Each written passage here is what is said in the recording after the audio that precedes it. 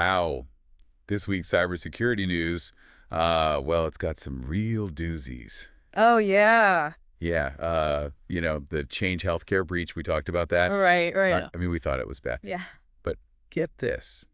Turns out it's officially the biggest healthcare data breach in U.S. history. Wow.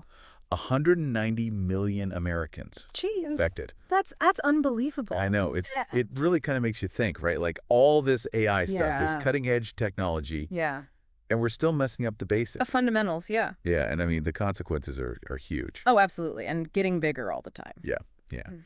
But before we get too deep into Change Healthcare, I want to talk about something else that's got everyone buzzing. Have you heard about DeepSeek R1? Yeah. It's this new Chinese AI model, right? Right, It's yeah. it's pretty wild how fast it's taken off. It's really shaking things up. Yeah, surpassing ChatGPT in-app downloads already. And think about this. It's so much cheaper than GPT-4 or Google's Gemini. Right. It's putting a lot of pressure on those big players. You know, NVIDIA's stock actually plummeted after DeepSeek launched. Really? Yeah, and then you've got Italy's Data Protection Authority. They're launching an investigation into how DeepSeek handles data. Interesting. And a lot of people are worried about U.S. user data being stored in China. Yeah, that sounds familiar. It's like TikTok all over again. Right. And the U.S. Navy's even warning its personnel about using the app. Wow, so it's serious. Oh, yeah. So we've got this AI, right? It's cheap, it's powerful. Right. But it also avoids anything that the Chinese Communist Party doesn't like. Ah, the censorship. Yeah, like try asking it about Taiwan or President Xi Jinping.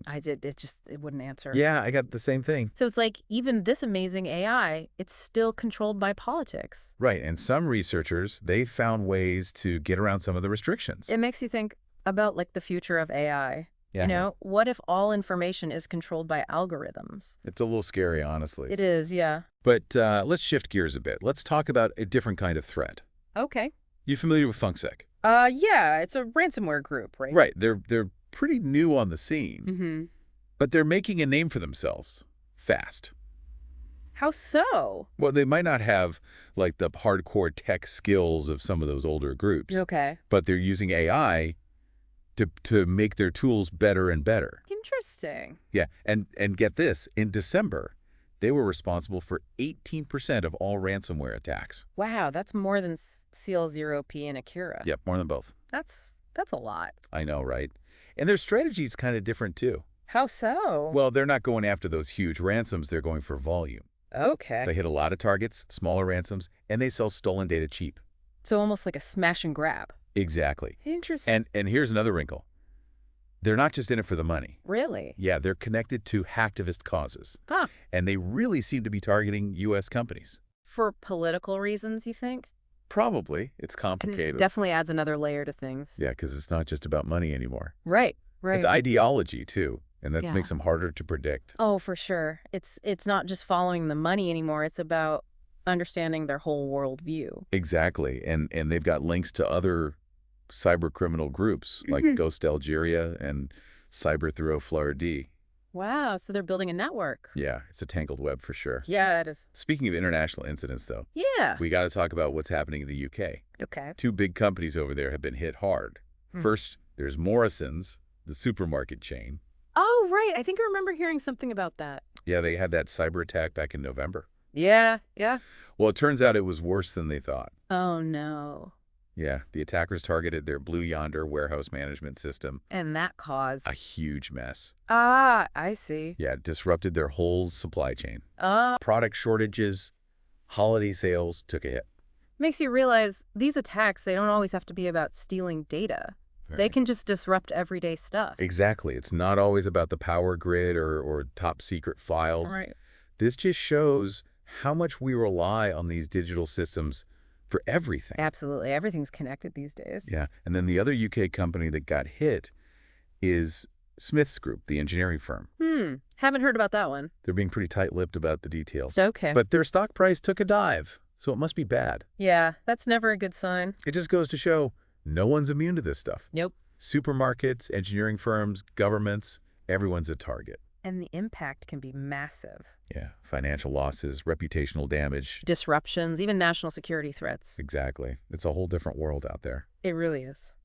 Yeah, it is. It's kind of scary when you think about it. No kidding. Makes you wonder if any industry is safe these days. Right. Okay, so let's get back to Change Healthcare for a minute. Sure. We talked about that huge number, 190 million Americans affected. Right. But what does that actually mean? What kind of data did they get? Well, it's basically they got everything. Everything. Pretty much, yeah. Like what? I mean, names, addresses, contact info, that's just the start. Okay. They also got health records, billing information, social security numbers. Wow. It's like a gold mine for identity theft for anyone who wants to exploit this kind of information. Yeah, it's not just a data breach, it's a privacy nightmare. Exactly. And the Black Cat gang, the ones who did this, Yeah. they pulled a pretty crazy stunt. Oh, what happened? So United Health, Change Healthcare's parent company, they paid the ransom, How much? $22 million. Wow. But then Black Cat, the main group, they basically double-crossed their own affiliate. Really? Yeah, they kept the money and disappeared. So the affiliate, the one who actually did the hack, they got nothing. That's wild. Right. You got to kind of admire the audacity. Yeah, I guess so. But then, and this is where it gets even weirder, the original attacker, the one who got screwed over, Yeah. he partnered with a data leak site called Ransom Hub. I've heard of them. Yeah, and they demanded a second ransom. Double extortion, wow. I know, right? And get this, the data disappeared from the leak site pretty soon after that. So they probably paid it. Seems like it. United Health got hit twice for the same breach. Exactly. Talk about a mess. It makes you think about this whole should you pay the ransom debate. Right. Some people say paying just encourages more attacks. Yeah, I've heard that. But others say it's the only way to minimize the damage. It's a tough call. It is. And this situation, it shows that even if you pay, there's no guarantee. No guarantees. And don't forget about the financial impact. Oh, right. This breach has already cost United Health $2.5 billion. As of last quarter. Yeah, and that's just the direct cost. Right. There's the reputational damage, legal battles, loss of trust. It all adds up. For sure. Okay, so we've got massive breaches, double-crossing hackers, billions lost. Cybersecurity's a wild world. It is. What else is going on out there? Well, Apple just patched a pretty serious vulnerability. Oh, yeah. What was it? It was a 0-day in core media. Core media. That sounds familiar. Yeah, it's a framework that's like fundamental to how iPhones and iPads handle audio and video. Oh, okay. So a flaw in how they process media Exactly. And it was being actively exploited. before Apple even knew about it. Yep. So someone was out there using this flaw to what? What can I do? Potentially access sensitive data, control cameras and microphones, all sorts of stuff. That's scary. And all without the user even knowing. Jeez. Thankfully, Apple got those updates out quick. Yeah, they did. But still, this is the first actively exploited iOS bug of this year, right? That's right. Last year, there were at least 7. Makes you wonder, is Apple's security slipping or are the attackers just getting better? It's hard to say.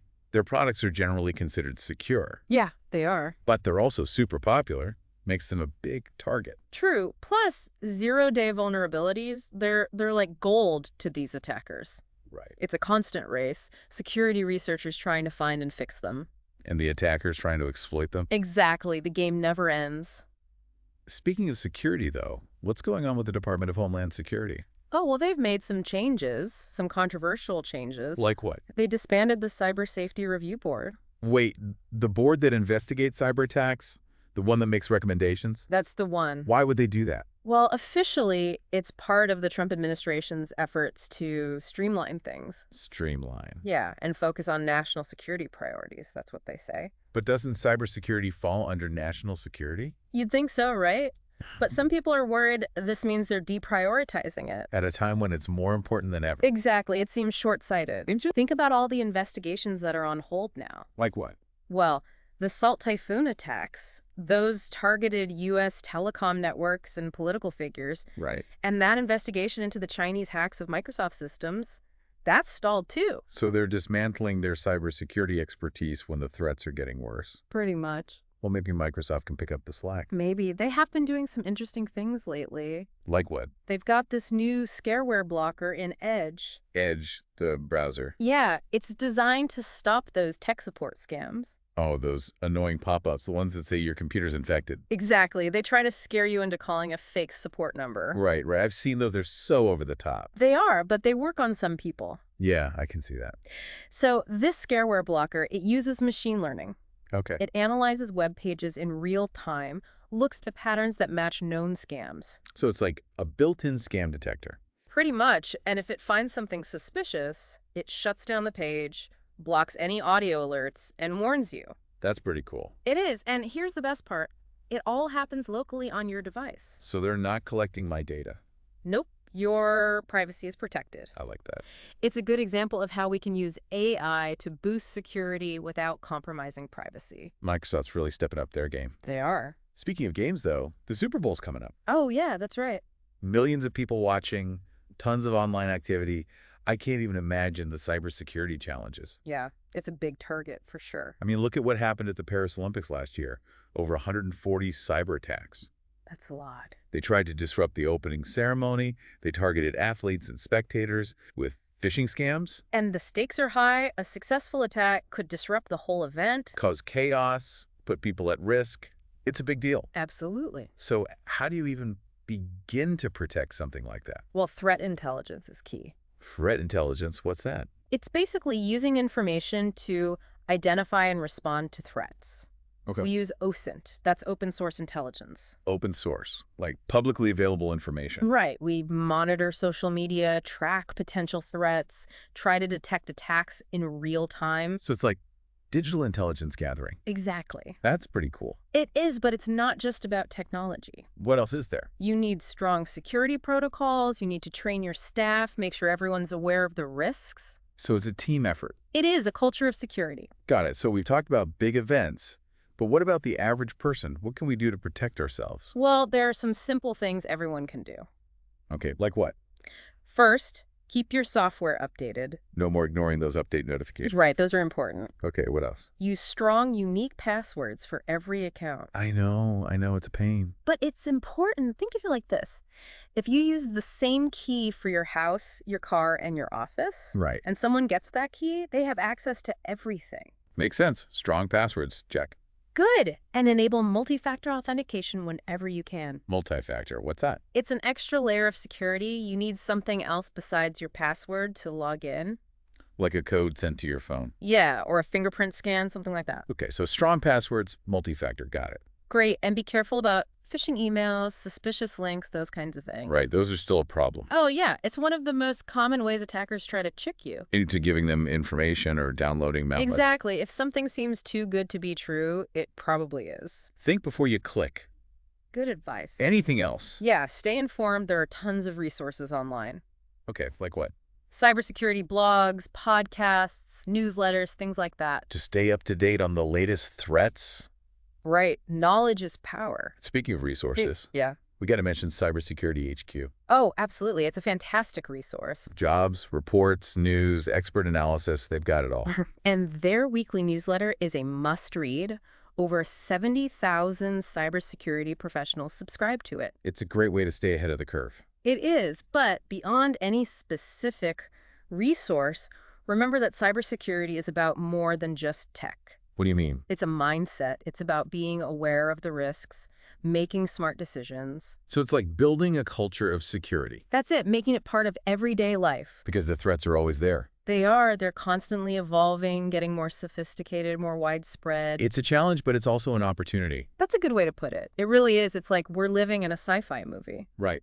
But it's real life. Exactly. And speaking of sci-fi becoming reality, remember DeepSeek. Oh yeah, that Chinese AI. It's a perfect example of how technology can be, like, amazing and dangerous at the same time. Yeah. It's powerful, it's affordable, but then there's that whole data thing. Right, storing U.S. user data in China. That's a big red flag for me. Oh, absolutely. It raises all sorts of questions about privacy, security, potential misuse. Yeah, and we talked about the censorship too. Right, how it avoids certain topics. It's like they built in these restrictions to control the narrative. And that's just one AI. Imagine as AI gets even more powerful.